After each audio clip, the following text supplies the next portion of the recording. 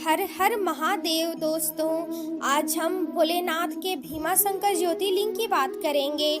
महाशिवरात्रि का दिन भगवान शिव को प्रसन्न करने का सबसे उत्तम दिन होता है। इस दिन जो लोग व्रत रखकर भक्ति भाव से उनकी पूजा अर्चना करते हैं, उनकी हर मनोकामना पूर्ण होती है।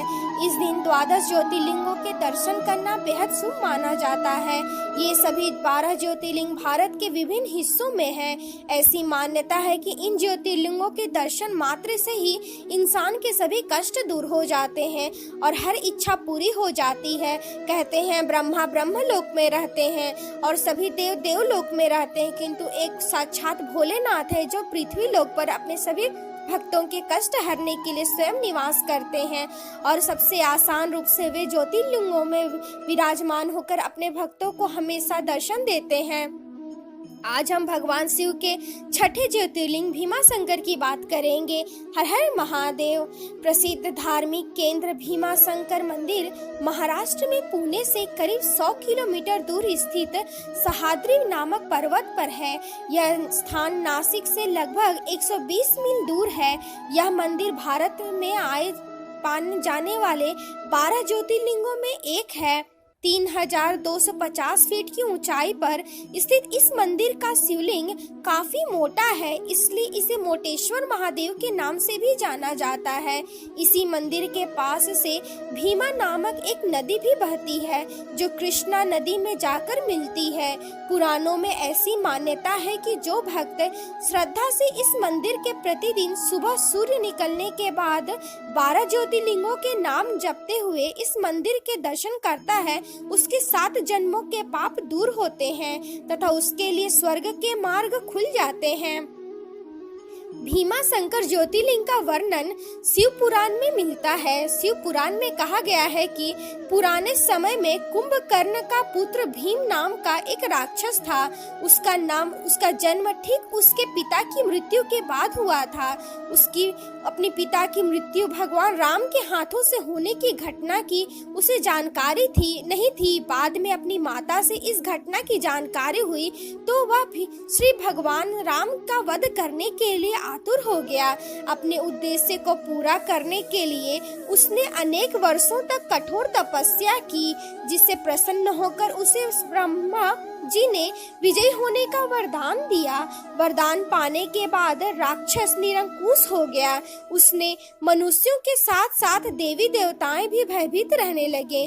धीरे धीरे जगह उसके आतंक की चर्चा होने लगी। युद्ध में उसने देवताओं को भी परास्त करना प्रारंभ कर दिया। उसने सभी तरह के पूजा पाठ बंद करवा दिए। अत्यंत परेशान होने के बाद सभी देव भगवान शिव की शरण में गए। भगवान शिव ने सभी को आश्वासन दिलाया कि वे इसका उपाय निकालेंगे। भगवान शिव ने राक्षस तानाशाह भीम से युद्ध करने की ठानी। लड़ाई में भगवान शिव ने दुष्ट राक्षस को राख कर दिया और इस तरह अत्याचार की कहानी का अंत हुआ।